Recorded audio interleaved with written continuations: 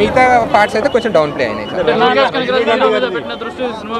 Correct. Lokesh గారు ఇందులో కొంచెం ఈ ఫోర్స్డ్ స్టార్డమ్ అనిపించింది. కొంచెం ఇంతమందిని పెట్టారు కానీ అది ప్రేక్షకులకి ఒక ఐఫిష్ లాగా అనిపించింది కానీ ప్రాపర్గా స్టోరీలో కూర్చున్నాయా క్యారెక్టర్స్ పర్పస్ ఉందంటున్నట్టు స్క్రీన్ ప్లే కొద్దిగా అంత ప్రాపర్గా లేదు. అన్నా ఇప్పుడే కూలీ చూసి వస్తున్నా. కూలీ పవర్ హౌస్ ఒక దిక్కు, ఐ యామ్ ద డేంజర్ ఒక దిక్కు. డేంజర్ ఎవరు?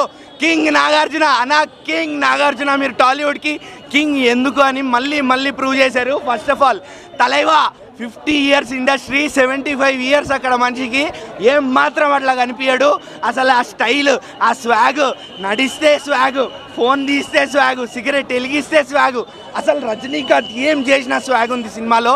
అనిరుద్ధ్ అన్న నువ్వు మళ్ళీ ఏం బీజిఎం ఇచ్చావన్నా నువ్వు సినిమాకి అన్న. ఒక్కొక్క క్యారెక్టర్కి ఒక్కొక్క బీజిఎం పడింది, ఎక్కడ బీజిఎం రిపీట్ కాలేదు.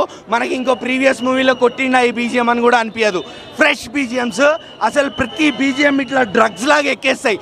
ఎస్పెషల్లీ ఉపేంద్రకి ఒక క్లాసికల్ థీమ్తో కొడతాడన్న తక్కిట తతిమి అనుకుంటూ. అసలు క్రేజీ బీజిఎం అదైతే ది బెస్ట్ బీజిఎం మూవీలో. ఇంకా రజనీకాంత్ గారు అసలు ఆ 75 years 74 years అంటే ఎవ్వరు నమ్మరు. అందరినీ మించిపోయేలా రజనీకాంత్ చేశారు. 50 years ఇండస్ట్రీలో ఎలా సర్వైవ్ అయ్యారో, ఎందుకు సర్వైవ్ అయ్యారో ఓన్లీ ఇండియన్ సూపర్ స్టార్ అని ప్రూవ్ చేశారు. అసలు కూలీ పవర్ హౌస్ అంటే రజనీకాంత్. కొత్త స్క్రీన్ నేమ్ కూడా యాడ్ చేయొచ్చు, super star power house Rajinikanth అని. ఇక కింగ్ నాగార్జున అన్న, నాగార్జున గురించి ఏం చెప్పాలో కూడా నాకు అర్థం కావట్లేదు.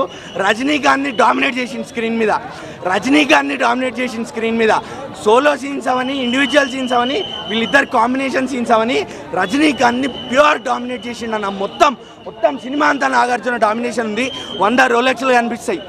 విక్రమ్ సినిమాలో క్లైమాక్స్లో రోలెక్స్ రాగానే ఎట్లా ఫీల్ అవుతామో, సినిమా నాగార్జున క్యారెక్టర్ ఇంట్రడ్యూస్ అయినప్పటి నుంచి అట్లా ఫీల్ అవుతాము. 100 రోలెక్స్లు కూలీలో నాగార్జునతో 100 రోలెక్స్లు మళ్ళీ చెప్తున్నా. సినిమా 1000 కోట్లు ఈజీగా వారంలో 1000 కోట్లు వస్తాయి. ఫుల్ హైప్ తో చచ్చిపోతారు. కాజ్ ఆఫ్ డెత్ హైప్ అంతే. మామూలు సినిమా చెప్తారా? నాగార్జున అయితే జీవించేశారు. అసలు ఆయన హైలైట్ అసలు సినిమా అంతే. మీరు పోండి చూడండి, మస్తుంది సినిమా అంతే. మ్యాడ్. మోనికా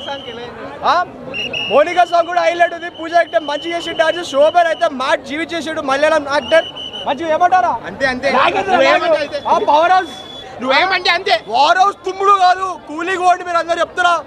సెట్